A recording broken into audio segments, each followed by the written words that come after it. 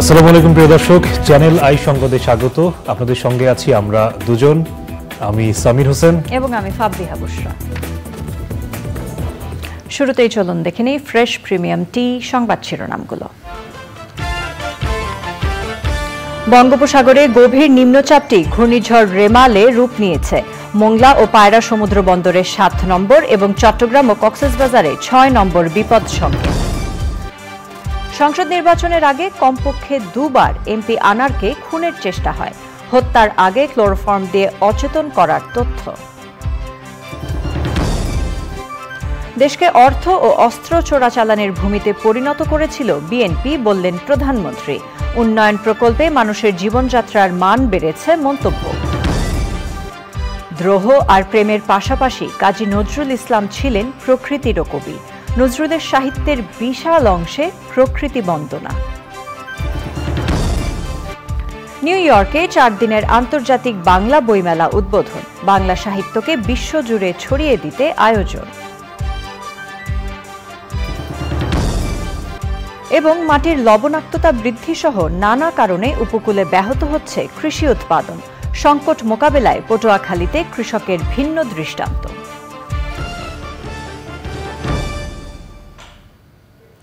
সংবাদ শিরোনামগুলো জানাচ্ছিলাম। এখনকার এই সংবাদ আয়োজন একই সঙ্গে চ্যানেল আইয়ের ইউটিউব চ্যানেল এবং চ্যানেল আইয়ের ওটিটি প্ল্যাটফর্ম আই স্ক্রিনে লাইভ স্ট্রিম হচ্ছে। বঙ্গোপসাগরে অবস্থানরত গভীর নিম্নচাপটি ঘূর্ণিঝড় রেমালে রূপ নিয়েছে। মোংলা ও পায়রা সমুদ্র বন্দরের জন্য ৭ নম্বর এবং কক্সবাজার ও চট্টগ্রাম বন্দরের জন্য ৬ নম্বর বিপদ সংকেত জারি করেছে আবহাওয়া অধিদপ্তর। আগামীকাল দেশ জুড়ে ভারী বৃষ্টিপাতের পূর্বাভাস দিয়েছে আবহাওয়া অধিদপ্তর। জান্নাতুল বাকিয়া কেকার রিপোর্ট। গত ২০ মে পূর্ব মধ্য এবং পশ্চিম মধ্য বঙ্গোপসাগরে লঘুচাপের সৃষ্টি হয়। লঘুচাপটি শুক্রবার রাতে নিম্নচাপ হয়ে শনিবার ভোরে গভীর নিম্নচাপে রূপ নেয়। আবহাওয়া অধিদপ্তর জানিয়েছে, ঘূর্ণিঝড়ের অগ্রভাগ রোববার দুপুরের পর বাংলাদেশ উপকূল অতিক্রম শুরু করতে পারে। বাংলাদেশের পটুয়াখালীর খেপুপাড়া এবং ভারতের পশ্চিমবঙ্গের সাগর আইল্যান্ড দিয়ে ঘূর্ণিঝড়টি স্থলভাগ অতিক্রম করবে বলে পূর্বাভাস দিয়েছেন আবহাওয়াবিদরা। ঘূর্ণিঝড়ের রূপ নিলে সেটার নাম হবে রিমাল। এখন পর্যন্ত যেটা রয়েছে, গভীর নিম্নচাপ কেন্দ্রের ৪৮ কিলোমিটারের মধ্যে বাতাসের একটানা সর্বোচ্চ গতিবেগ ৫০ কিলোমিটার এবং যা দমকা ও ঝোড়ো হাওয়া আকারে ৬০ কিলোমিটার পর্যন্ত বৃদ্ধি পাচ্ছে এবং গভীর নিম্নচাপ কেন্দ্রের নিকটবর্তী এলাকায় সাগর উত্তাল রয়েছে। সন্ধ্যার পর থেকে উপকূলীয় জেলাগুলোতে বৃষ্টি শুরু হবে। সাগর উত্তাল থাকায় বঙ্গোপসাগরে থাকা সকল নৌযানকে নিরাপদে চলাচলের জন্য নির্দেশনা দেওয়া হয়েছে। এটি এখন পর্যন্ত আমাদের যে গাণিতিক যে মডেল বা আমাদের যে অ্যানালাইসিস রয়েছে, তাতে খেপুপাড়া এবং পশ্চিমবঙ্গের যে সাগর আইল্যান্ড আছে এটার মাঝামাঝি দিয়ে এর কেন্দ্রটা অতিক্রম করার সম্ভাবনা রয়েছে এবং এর ফলে কিন্তু আমাদের বিশেষ করে খুলনা, বরিশাল এবং চট্টগ্রামের যে উপকূলীয় যে অঞ্চলগুলো রয়েছে সেগুলো কিন্তু বাতাস এবং ঝোড়ো হাওয়া এবং সঙ্গে বৃষ্টিপাত, কোথাও কোথাও কিন্তু অতি ভারী বৃষ্টি হওয়ার সম্ভাবনা রয়েছে। পরবর্তীতে আগামীকালকে দুপুরের পর থেকে এর অগ্রভাগ আমাদের উপকূলীয় জেলা সমূহগুলোতে অতিক্রম করা শুরু করার সম্ভাবনা আছে। ঘূর্ণিঝড়ের কারণে উপকূলীয় এলাকায় দমকা হাওয়া সহ সর্বোচ্চ ১২০ থেকে ১৩০ কিলোমিটার বেগে ঝোড়ো হাওয়ার আশঙ্কা রয়েছে। জান্নাতুল বাকিয়া কেকা, চ্যানেল আই, ঢাকা। চলমান ঘূর্ণিঝড় নিয়ে প্রস্তুতি বিষয়ে জরুরি সভা করেছে দুর্যোগ ব্যবস্থাপনা ও ত্রাণ মন্ত্রণালয়। প্রতিমন্ত্রী মহিবুর রহমান জানিয়েছেন, বাংলাদেশের আবহাওয়া অধিদপ্তর থেকে পূর্বাভাস গ্রহণের পাশাপাশি ভারতের আঞ্চলিক বিশেষায়িত আবহাওয়া কেন্দ্রের সাথেও নিয়মিত যোগাযোগ রাখা হচ্ছে। সার্বক্ষণিক তথ্য বিনিময়ের লক্ষ্যে মন্ত্রণালয়ের NDRCC ২৪ ঘণ্টা খোলা রয়েছে। ওয়্যারলেসের মাধ্যমে সরাসরি ১৭৪টি মাঠ কার্যালয়কে সর্বোচ্চ প্রস্তুত থাকার জন্য নির্দেশনা দেওয়া হয়েছে। প্রস্তুত রাখা হয়েছে আশ্রয় কেন্দ্রগুলো। যেহেতু প্রচুর বৃষ্টিপাত হবে, এই জন্য আমাদের এই সিটি কর্পোরেশন, শহর, পৌরসভাগুলিতেও জলাবদ্ধতার সম্ভাবনা রয়েছে।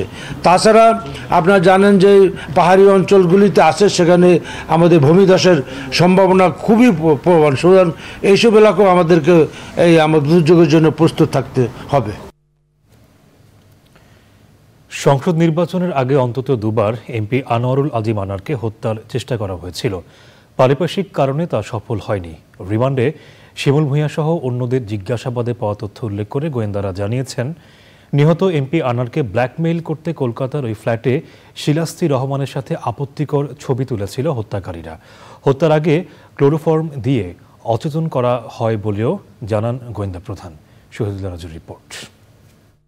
সংসদ সদস্য আনোয়ারুল আজিম আনার হত্যার ঘটনায় সমন্বিত তদন্তের অংশ হিসেবে ঢাকায় এসে চরমপন্থী নেতা শিমুল ভুঁইয়া ওরফে আমানুল্লাহ, তানবীর ভুঁইয়া ও শিলাস্তি রহমানকে ব্যাপক জিজ্ঞাসাবাদ করে ভারতীয় গোয়েন্দা পুলিশ। এবার ভারতে গ্রেপ্তার কসাই জিহাদ সহ অন্য আসামিদের জিজ্ঞাসাবাদ করবে বাংলাদেশের গোয়েন্দারা। হত্যাকাণ্ডের তদন্তে ভারতে যাচ্ছেন গোয়েন্দা প্রধান সহ ডিবির 3 সদস্য। হানিটেপের মতোই তাকে ভয় দেখাবে, তাকে নোট ছবি, তার যে নোট ছবিটা তারা তুলে এই ছবিটা দিয়ে তাকে 2 দিন ব্ল্যাকমেল করবে। অর্থাৎ তার কাছ থেকে, তার ইন্ডিয়া যে বন্ধু বান্ধব তাদের কাছ থেকে অথবা বাংলাদেশ থেকে হুন্ডির মাধ্যমে টাকাটা নিয়ে আসবে শাহিন, একে যত কোটি টাকায় পারে, কিন্তু তাদের মূল উদ্দেশ্যটা ছিল তাকে হত্যা করবে। কি হতে পারে হত্যাকাণ্ডের মোটিভ? সাংবাদিকদের এমন প্রশ্নে ডিবি প্রধান বলেন, রাজনীতি, আর্থিক লেনদেন ও আধিপত্য বিস্তার সহ বিভিন্ন বিষয় মাথায় নিয়ে তদন্ত করছেন তারা। তাকে হত্যা করার জন্য কিন্তু পূর্বেও 2বার প্ল্যান হয়েছে, নির্বাচনের আগে একবার প্ল্যান হয়েছে, তারা ব্যর্থ হয়েছে। তখন তাদের কথা ছিল বাংলাদেশই করবে। দ্বিতীয়বার তাদের প্ল্যান হয়েছে জানুয়ারি মাসের 17-18 তারিখে। সেই প্ল্যান তারা কিন্তু আমাদের আনার সাহেবও গিয়েছেন ওই দেশে, এবং এই চক্রটা কিন্তু সেখানে গিয়েছেন। কিন্তু যেভাবেই হোক হোটেলে থেকে সেটা এই প্ল্যানটার বাস্তবায়ন হয় নাই। 3য় ধাপে সেই প্ল্যানটা তাদের বাস্তবায়ন হয়েছে। এমপি আনারের মরদেহের খোঁজে কসাই জিহাদকে নিয়ে এখনও তল্লাশি চালাচ্ছে ভারতের intelligence bureau. Shahidullah Raju, channel I, Dhaka. প্রধানমন্ত্রী শেখ হাসিনা বলেছেন, অসাম্প্রদায়িক দেশ হিসেবে বিশ্বে দৃষ্টান্ত তৈরি করেছে বাংলাদেশ। গণভবনে বুদ্ধ পূর্ণিমা উপলক্ষে বৌদ্ধ ধর্মাবলম্বীদের সঙ্গে শুভেচ্ছা বিনিময় অনুষ্ঠানে প্রধানমন্ত্রী বলেন, ধর্মকে ব্যবহার করে বাংলাদেশকে বিপথে নেয়ার চেষ্টা করেছিল 75-এর খুনিরা। বর্তমান সরকার বাংলাদেশকে অসাম্প্রদায়িক দেশ হিসেবে গড়ে তুলেছে। সাদি মাহমুদের রিপোর্ট।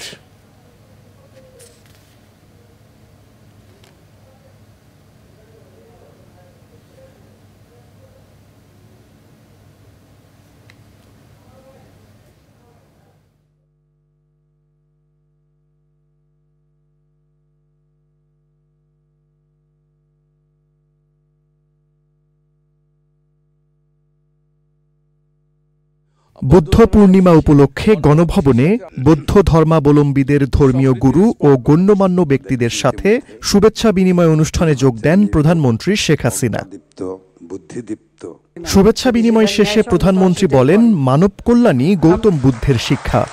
ধর্ম বর্ণ নির্বিশেষে আর্থসামাজিক উন্নয়নে কাজ করছে সরকার। ইতিমধ্যে নেপালে আমরা আপনারা ইতিমধ্যে শুনেছেন যে সেখানে ওদের যে লুম্বিনী ট্রাস্ট, সেই ট্রাস্টের সাথে বাংলাদেশ সরকার আমরা একটা চুক্তিও করেছি, এবং সেখানে আমরা একটা ভালো বৌদ্ধ মন্দির করে দেব। এটা বাংলাদেশের পক্ষ থেকে, কারণ আমরা চাই যে যেহেতু গৌতম বুদ্ধের জন্মস্থান সেখানেই বাংলাদেশের ও একটা চিহ্ন থাকুক, সেই জন্য আমরা এটা করে দিচ্ছি। প্রধানমন্ত্রী বলেন, অনেকেই চেষ্টা করে বাংলাদেশকে ভিন্ন পথে নেওয়ার, কিন্তু সেটি সম্ভব নয়। সারা বিশ্বে আমরা একটা দৃষ্টান্ত স্থাপন করতে পেরেছি এই ধর্ম অসাম্প্রদায়িক চেতনায় বাংলাদেশটাকে গড়ে তোলা। এখানে অনেকেই আবার চেষ্টা করে বাংলাদেশে ভিন্ন পথে নিতে, কিন্তু সেটা নিতে পারবে না। আমাদের মন মানসিকতা, বাংলাদেশের মানুষ খুব উদার এবং সকলে একসাথে চলতে আমরা পছন্দ করি, তো সেভাবেই আমরা চলবো। আমি আপনাদের বলবো যে প্রত্যেক ধর্মেরই তো মূল কথা যেটা গৌতম বুদ্ধ বলে গেছেন, মানব কল্যাণ, জগতে সকল প্রাণী সুখী হোক। এটাই আমাদেরও সেই কথা যে সকলেই সুখে থাকবেন, সুন্দর জীবনযাপন করবেন। অসাম্প্রদায়িক চেতনায় উন্নত, সমৃদ্ধ, ক্ষুধা ও দারিদ্র্যমুক্ত বাংলাদেশ গড়ে তুলতে সরকার নানা পরিকল্পনা নিয়েছে বলেও উল্লেখ করেন সরকার প্রধান। সাদি মাহমুদ, চ্যানেল আই, ঢাকা।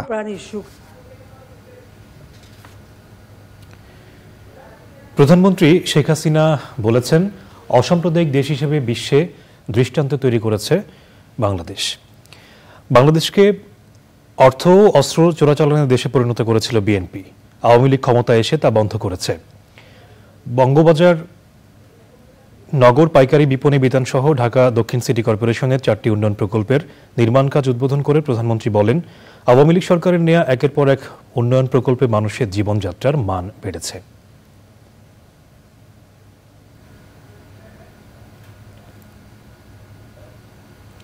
জন্ম জয়ন্তীতে জাতীয় কবি কাজী নজরুল ইসলামের সমাধিতে শ্রদ্ধা নিবেদন করেছেন বিভিন্ন সামাজিক ও রাজনৈতিক সংগঠনের পাশাপাশি সব স্তরের মানুষ। এ সময় বিশিষ্টজনেরা বলেন, দ্রোহ আর প্রেমের কবি বিশ্বের নিপীড়িত মানুষের পক্ষের কণ্ঠস্বর। অস্থির বিশ্বকে প্রশমিত করতে কাজী নজরুল আজও প্রাসঙ্গিক। ইফতেখার উদ্দিনের রিপোর্ট। ঢাকা বিশ্ববিদ্যালয়ের কেন্দ্রীয় মসজিদের পাশে সমাহিত জাতীয় কবি কাজী নজরুল ইসলাম ১২৫তম জন্মজয়ন্তীতে তার প্রতি শ্রদ্ধা জানিয়েছে বিভিন্ন সংগঠনের পাশাপাশি সর্বস্তরের মানুষ। ফিলিস্তিনের নিপীড়িত জনগণের কথা উল্লেখ করে ঢাকা বিশ্ববিদ্যালয়ের উপাচার্য বলেন, যুদ্ধ সংঘাতময় বিশ্বে কাজী নজরুল ইসলাম আজও প্রাসঙ্গিক। জন্য নজরুলের যে প্রতিবাদ, নজরুলের যে সাম্যবাদের গান, নজরুলের যে যুদ্ধ যাওয়া, এসবগুলো আজও প্রাসঙ্গিক। অসাম্প্রদায়িক বাংলাদেশ বিনির্মাণই হবে নজরুলের প্রতি শ্রদ্ধা নিবেদনের সার্থকতা বলে মন্তব্য করেন আওয়ামী লীগের সাধারণ সম্পাদক।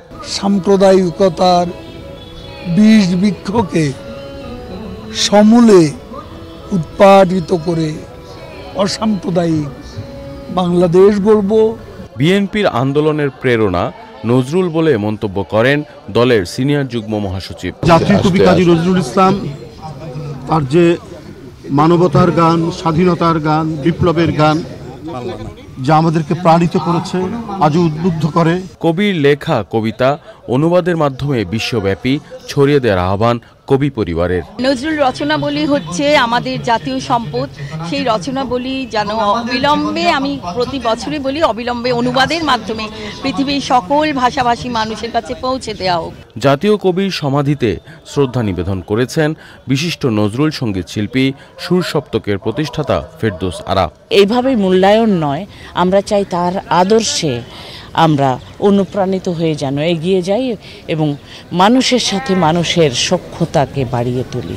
নজরুল জয়ন্তীতে সমাধির পাশে আলোচনা ও সাংস্কৃতিক অনুষ্ঠানের আয়োজন করে ঢাকা বিশ্ববিদ্যালয় কর্তৃপক্ষ। Iftekhar Uddin, channel I, Dhaka. শ্রদ্ধা, ভালোবাসার নানা আয়োজনে ১২৫তম জন্মবার্ষিকীতে জাতীয় কবি কাজী নজরুল ইসলামকে স্মরণ করেছে জাতি।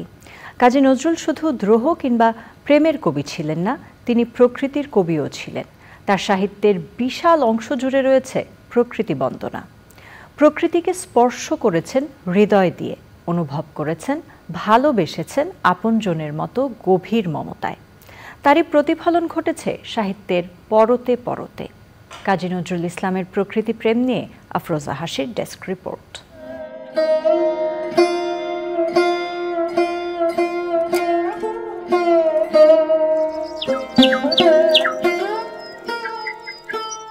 আদিকাল থেকেই প্রকৃতি কখনো মাতৃরূপে মানুষকে আগলে রেখেছে, আবার কখনো মানব মনকে উদ্বেলিত করেছে তার রূপ আর মোহনীয় সৌন্দর্যে। দ্রোহ বা সাম্যের কবি নজরুলও আকুণ্ঠ চিত্তে প্রকৃতির প্রেমে পড়েছিলেন। প্রকৃতির বিচিত্র রূপ তাকে নবসৃষ্টিতে উৎসাহ জুগিয়েছে, প্রতিনিয়ত গড়ে তুলেছে একটু একটু করে। তারই প্রমাণ মেলে দোলনচাপা, ঝিঙে ফুল, ফণী মনসা, রক্তজবা গ্রন্থের নামকরণে। সাহিত্যে তিনি নানাভাবে ফুল, পাখি, গাছের প্রসঙ্গ এনেছেন, কখনো উপমায়, কখনো সরাসরি। নার্গিস কখনো প্রিয়তমা, কখনো ফুল হিসেবে এসেছে তার জীবনে। গানের উপমায়, কথায়, ছন্দে নজরুল প্রকৃতিকে তুলে ধরেছেন উদারভাবে। প্রকৃতি বন্দনার পাশাপাশি নজরুলের লেখনীতে উঠে এসেছে মানুষের প্রকৃতি বিনাশী কর্মকাণ্ডের অশনি সংকেত। শত বছর আগেই তিনি রোজ কিয়ামত বা প্রলয় দিন প্রবন্ধে লিখেছেন জলবায়ু পরিবর্তনের ভয়াবহতা নিয়ে, যা আমরা বর্তমান সময়ে উপলব্ধি করছি। বৈশ্বিক উষ্ণায়নের কারণে কিভাবে মেরু অঞ্চলের বরফ গলে যাচ্ছে এবং পৃথিবীর নিচু অঞ্চল প্লাবিত হতে পারে, তা তিনি ওই সময়েই ধারণা দিয়ে গিয়েছেন। তাই তো নজরুল সাহিত্য আমাদের শেখায় প্রকৃতির প্রতি যত্নবান হতে, প্রকৃতি রক্ষায় এগিয়ে আসতে। আফরোজা হাসি, প্রকৃতি ও জীবন ডেস্ক, চ্যানেল আই। যুক্তরাষ্ট্রের নিউ ইয়র্কে আন্তর্জাতিক বাংলা বইমেলা ৩৩তম আসর শুরু হয়েছে। নিউ ইয়র্কের জ্যামাইকা আর্ট সেন্টারে মুক্তধারা ফাউন্ডেশন আয়োজিত 4 দিনের মেলায় বাংলাদেশ, ভারত, যুক্তরাষ্ট্র ও কানাডা সহ বিভিন্ন দেশের বাংলাভাষী কবি, লেখক, সম্পাদকেরা যোগ দিয়েছেন। যুক্তরাষ্ট্রের নিউ ইয়র্ক থেকে ইফতেখারুল চিশতির পাঠানো তথ্য ও ভিডিও চিত্রে সুব্রত গাইনের রিপোর্ট। নিউ ইয়র্কের বইমেলার আসরের উদ্বোধনী অনুষ্ঠান ছিল তারকাখচিত। উন্মুক্ত প্রাঙ্গণে বইমেলা উদ্বোধনের পর জ্যামাইকা আর্ট সেন্টারের ভেতরের বিশিষ্টজনদের উত্তরীয় পরিয়ে ও প্রদীপ জ্বালিয়ে উদ্বোধনের পরবর্তী পর্ব সম্পন্ন করা হয়। মেলা উদ্বোধন করেন বাংলা একাডেমির মহাপরিচালক ও কবি নুরুল হুদা। অনুষ্ঠানে ছিলেন বিশিষ্টজনেরা। উত্তর আমেরিকার স্বনামধন্য 40টি প্রকাশনা প্রতিষ্ঠান অংশ নিয়েছে মেলায়। মেলায় এসেছে 10,000 নতুন বই। যত বই তত শব্দ, যত শব্দ তত ধ্বনি, যত ধ্বনি তত অর্থ। নিউ ইয়র্ক বই মেলা মুক্তিযুদ্ধের চেতনা ধারণ করে সমস্ত প্রোগ্রামগুলো অনুষ্ঠিত করে। কিন্তু আমি সবসময় বলি যে চর্যাপদের আগেও বাঙালি ছিল, তখনও বাংলা ভাষায় সেই কাব্য রচিত হয়েছে। কচিকাঁচা শিশুগুলো এখন বড় হয়ে উঠেছে বইমেলার বয়সের সাথে সাথে। তারা এখন এই বইমেলাটি আগলে রেখে তারা পরিচালিত করছে। অনুষ্ঠানে বিশ্ব সাহিত্যে বাংলা ভাষার তাৎপর্য তুলে ধরেন বিশিষ্টজনেরা।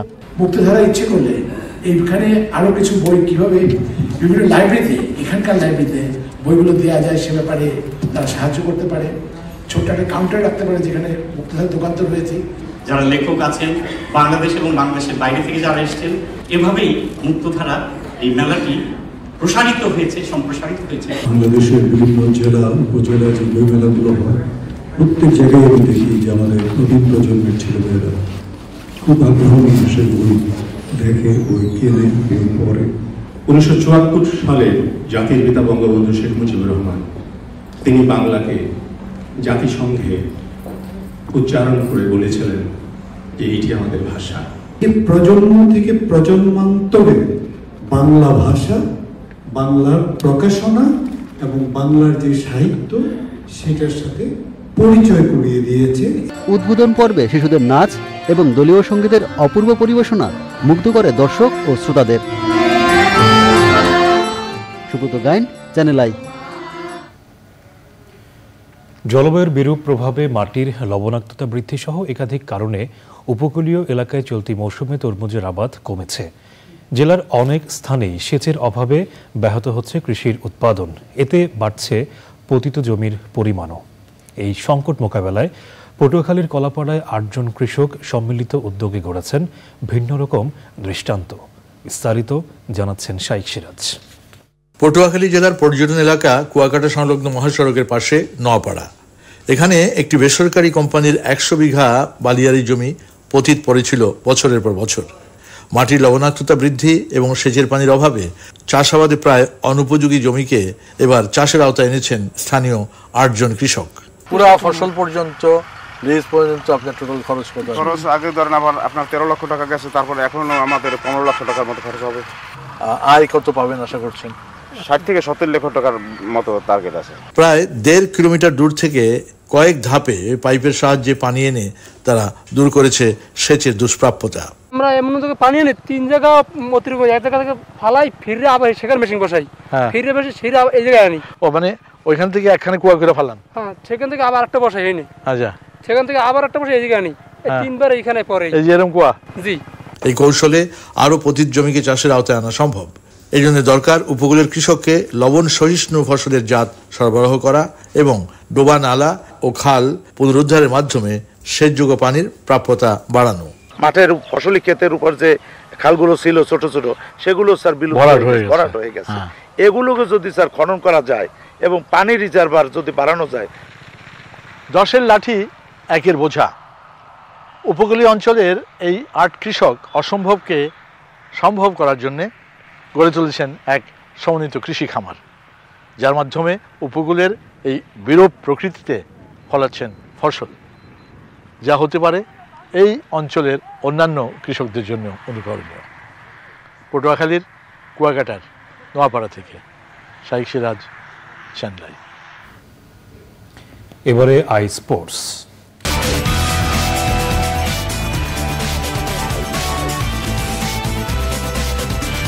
ধন্যবাদ আমাদের সঙ্গে যুক্ত হয়ে তথ্যগুলো জানিয়ে দেওয়ার জন্য। সিলেটে নারী স্বাস্থ্য নিয়ে বৈজ্ঞানিক সেমিনার হয়েছে।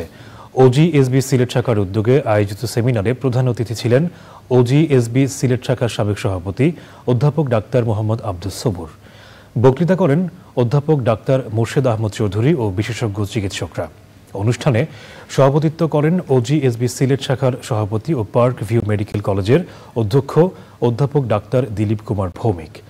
সেমিনারের scientific partner Incepta pharmaceuticals limited.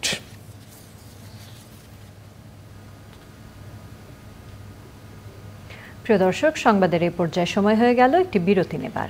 আর বিরতির পর জানিয়ে ফিরছি। বিরতির পর আবারও আমন্ত্রণ। চলুন দেখে নিই এখনকার আয়োজন।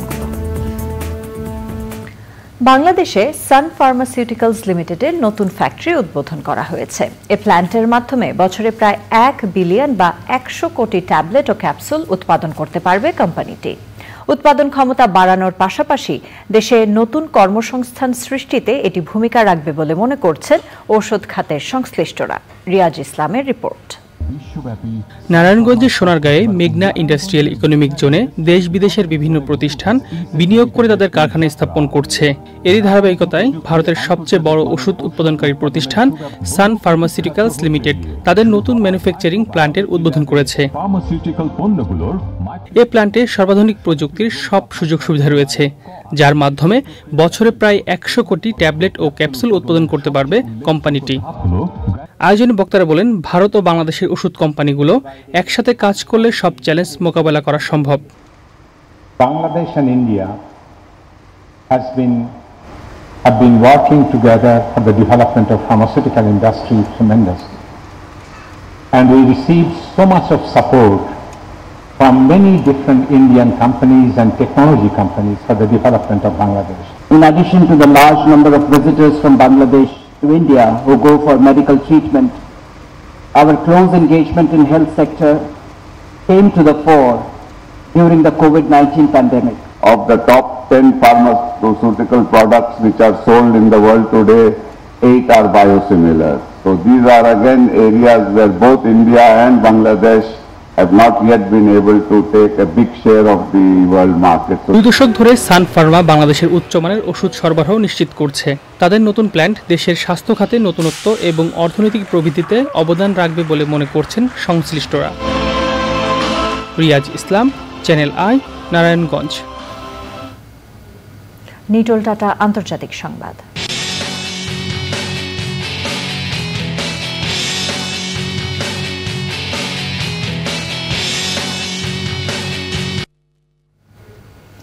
গাজার রাফায় হামলা বন্ধ করতে আন্তর্জাতিক বিচার আদালতের দেয়া নির্দেশ অমান্য করে ভারী অস্ত্র আর গোলা বারুদ নিয়ে এগিয়ে যাচ্ছে ইসরায়েলি সেনারা। তবে গাজায় ত্রাণ সরবরাহ প্রবেশের জন্য মিশরের কারেম আবু সালেম ক্রসিং খুলে দেয়া হয়েছে। আদালতের রায় প্রত্যাখ্যান করে ইসরায়েলের যুদ্ধকালীন মন্ত্রিসভা বলছে, হামাসকে ধ্বংস করে জিম্মিদের মুক্ত করার আগ পর্যন্ত অভিযান অব্যাহত থাকবে। আইস্ক্রিন সাংস্কৃতিক সংবাদ।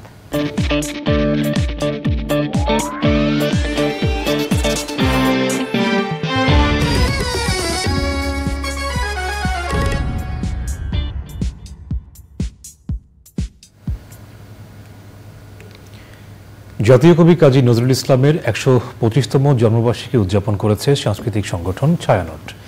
আয়োজিত 2 দিনব্যাপী নজরুল উৎসবে শেষ দিনে ছিল নজরুলের লেখা গান, কবিতা, নৃত্যগীত, গজল নিয়ে একক ও সম্মিলিত পরিবেশনা। নজরুলের চেতনাকে তার অনুরাগীদের মাঝে আরও ছড়িয়ে দেওয়ার প্রত্যয় সংগঠনটির।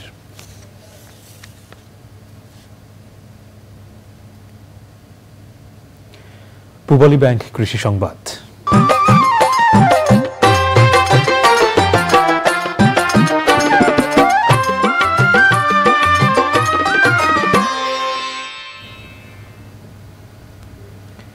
কুড়িগ্রামে আঙ্গুরের বাণিজ্যিক বাগান গড়ে উঠেছে। জেলার অলিপুর, ফুলবাড়ী ও সদর উপজেলার কয়েকজন কৃষক বাগানে বিদেশি নানা প্রজাতির আঙুর গাছ লাগিয়েছেন। আঙুরের সাথে মিশ্র ফল গাছও লাগিয়েছেন অনেকে।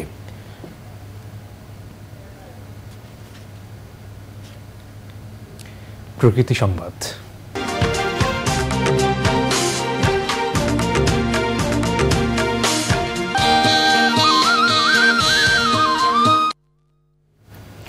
চালকলের কালো ধোঁয়া, ছাই আর বর্জ্যের কারণে হুমকিতে পড়েছে দিনাজপুর শহর ও এর আশপাশের পরিবেশ প্রতিবেশ।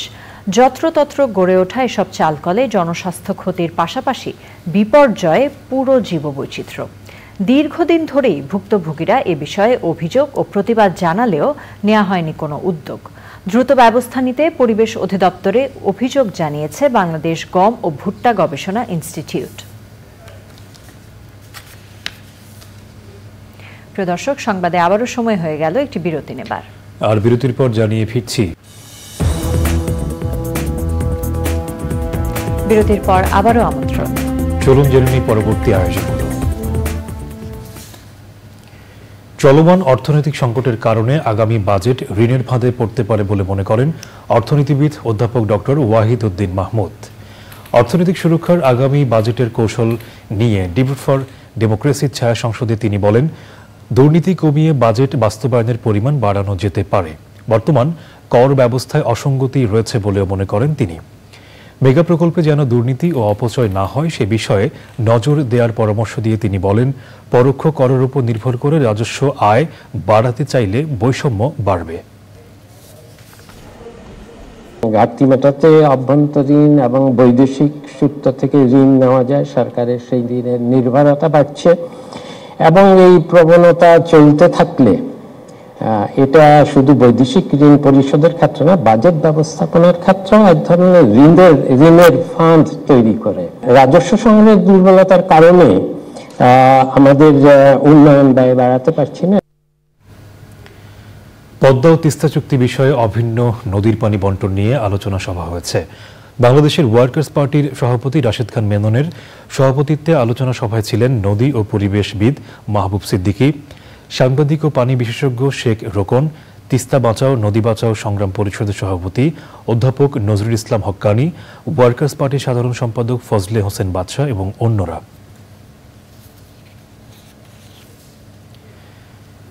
দুর্নীতি দমন কমিশনের কর্মকর্তাদের সম্পদের হিসাব প্রকাশ করা সহ 19 সুপারিশ দিয়েছে human rights and piece for Bangladesh HRPB। রাজধানীতে HRPB আয়োজিত দুর্নীতি দমনে নাগরিকদের ভূমিকা বিষয়ে সেমিনারে এসব সুপারিশ উপস্থাপন করেন সংগঠনের president senior advocate Manzil Murshed. প্রধান অতিথি ছিলেন দুদকের চেয়ারম্যান মোহাম্মদ মঈন উদ্দিন আবদুল্লাহ। বিশেষ অতিথি ছিলেন সাবেক MP barrister Shamim Haider Patwari, international business forum বাংলাদেশের সভাপতি হুমায়ুন রশিদ, ঢাকা বিশ্ববিদ্যালয়ের অধ্যাপক শেখ হাফিজুর রহমান কার্জন ও ATN বাংলার প্রধান নির্বাহী সম্পাদক জয় মামুন।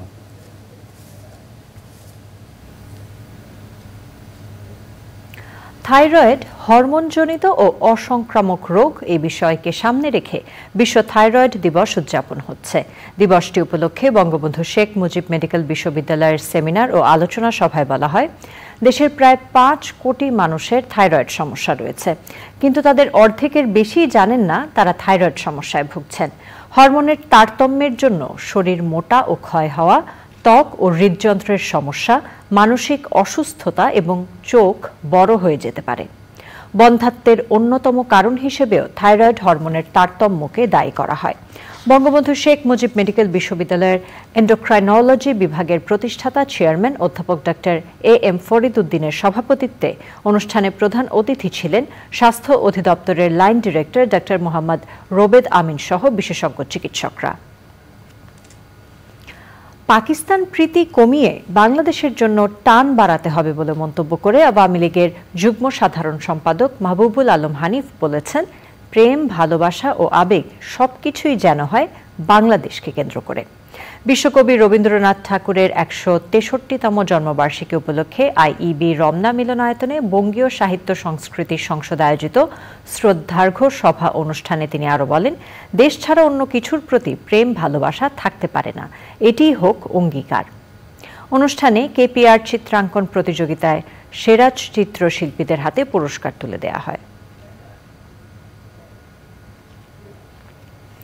প্রাকৃতিক দুর্যোগের ঝুঁকিতে থাকা উপকূলের উন্নয়নে জাতীয় বাজেটে বিশেষ বরাদ্দ রাখার দাবি জানিয়েছে নাগরিক সমাজ। ঘূর্ণিঝড় আইলার 15 বছর পূর্তি উপলক্ষে জাতীয় প্রেস ক্লাবের সামনে সুন্দরবন ও উপকূল সুরক্ষা আন্দোলনে আয়োজিত মানববন্ধন ও সমাবেশে বক্তারা বলেন, দেশের উপকূলীয় অঞ্চলে একের পর এক দুর্যোগ আঘাত হানছে। ঝুঁকি মোকাবেলায় সরকার টেকসই বেড়িবাঁধ নির্মাণ, পানির সংকট নিরসন ও বনায়ন সহ অন্যান্য প্রকল্প নিলেও পর্যাপ্ত বাজেটের অভাবে তা যথাযথভাবে বাস্তবায়ন হচ্ছে না। এ কারণে উপকূলের উন্নয়নে আগামী জাতীয় বাজেটে বিশেষ বরাদ্দ দেয়া জরুরি। মানববন্ধন ও সমাবেশে সভাপতিত্ব করেন সুন্দরবন ও উপকূল সুরক্ষা আন্দোলনের সমন্বয়ক নিখিল চন্দ্র ভদ্র। Bangladesh billboard advertising owners association সম্মিলিত ব্যবসায়ী ফোরামের পক্ষ থেকে শনিবার ঢাকার এক হোটেলে স্মার্ট বাংলাদেশ বিনির্মাণে বিলবোর্ড শিল্পের উন্নয়ন ও সম্প্রসারণ নিয়ে আলোচনা সভা হয়েছে। বক্তারা স্মার্ট বাংলাদেশ গড়ে তুলতে বিলবোর্ডের নতুন নতুন উদ্ভাবনী এবং টেকসই ও পরিবেশ বান্ধব বিলবোর্ড তৈরিতে কারিগরি দক্ষতা অর্জনের উপর গুরুত্ব আরোপ করেন। পাশাপাশি স্থানীয় সরকার মন্ত্রণালয়কে বিজ্ঞাপন নীতিমালা প্রণয়ন করে বিশেষ গ্রুপের একচেটিয়া বিজ্ঞাপনী ব্যবসা বন্ধ করার বিষয়ে জোর তাগিদ দেওয়া হয়। বগুড়া ও জয়পুরহাট জেলার অসচ্ছল মেধাবী শিক্ষার্থীদের মাঝে বৃত্তি প্রদান করেছে বৃহত্তর বগুড়া সমিতি শিক্ষা ট্রাস্ট। এতে প্রধান অতিথি ছিলেন স্বাস্থ্য প্রতিমন্ত্রী ডাক্তার রোকেয়া সুলতানা। বাংলাদেশ ব্যাংকের সাবেক গভর্নর প্রয়াত লুৎফর রহমান সরকার ও বগুড়ার কিছু শিক্ষানুরাগী দানশীল ব্যক্তির উদ্যোগ ও অর্থে প্রতিষ্ঠিত এই শিক্ষা ট্রাস্ট শিক্ষার্থীদের জন্য কল্যাণমূলক নানাবিধ কর্মসূচি পরিচালনা করার পাশাপাশি দেশের বিভিন্ন উচ্চশিক্ষা প্রতিষ্ঠানে অধ্যয়নরত অসচ্ছল মেধাবী শিক্ষার্থীদের মাঝে নিয়মিতভাবে বৃত্তি প্রদান করে আসছে। এবার মোট 152 জন শিক্ষার্থীকে বৃত্তি প্রদান করা হয়েছে। জাতীয় কবি কাজী নজরুল ইসলামের 125তম জন্মবার্ষিকী উপলক্ষে 3 দিনব্যাপী অনুষ্ঠানমালা শেষ হয়েছে। ত্রিশালে নজরুল অডিটোরিয়ামে আলোচনা সভায় অতিথি হিসেবে উপস্থিত ছিলেন কৃষিমন্ত্রী উপাধ্যক্ষ আব্দুস শহীদ। ময়মনসিংহের জেলা প্রশাসক দিদারে আলম মোহাম্মদ মাকসুদ চৌধুরী সভাপতিত্বে সমাপনী অধিবেশনে বিশেষ অতিথি ছিলেন সংসদ সদস্য মোহাম্মদ নজরুল ইসলাম, মোহাম্মদ আব্দুল মালিক সরকার, এবিএম আনিসুজ্জামান, মাহমুদ হাসান সুমন, ময়মনসিংহ রেঞ্জের ডিআইজি মোহাম্মদ শাহ আবিদ হোসেন এবং ময়মনসিংহের পুলিশ সুপার মাসুম আহমদ ভূঁইয়া। অনুষ্ঠানে শাহরুখ বক্তা ছিলেন চট্টগ্রাম বিশ্ববিদ্যালয়ের আন্তর্জাতিক সম্পর্ক বিভাগের প্রফেসর ডক্টর মোহাম্মদ ফরিদুল আলম। অনুষ্ঠান শেষে ছিল মনোজ্ঞ সাংস্কৃতিক আয়োজন। সংবাদে আবারও সময় হয়ে গেল একটি বিরতি নেবার। আর বিরতির পর জানিয়ে ফিরছি টি-20 বিশ্বকাপে বিরতির পর আবারও আমন্ত্রণ। চলুন দেখে নিই সবশেষ আয়োজনগুলো। মধ্যপ্রাচ্য সহ বিশ্বের বিভিন্ন দেশে দক্ষ জনশক্তি রপ্তানির লক্ষ্যে দেশভিত্তিক প্রশিক্ষণের উদ্যোগ নেওয়া হবে বলে জানিয়েছেন প্রবাসী কল্যাণ ও বৈদেশিক কর্মসংস্থান মন্ত্রণালয়ের প্রতিমন্ত্রী শফিকুর রহমান চৌধুরী এমপি। তিনি বলেন, যে দেশে যে ধরনের জনবলের চাহিদা আছে সেই দেশে সেই ধরনের জনবল পাঠানো হবে। শনিবার দুবাইয়ের একটি হোটেলে আয়োজিত মতবিনিময় সভায় তিনি এসব কথা বলেন।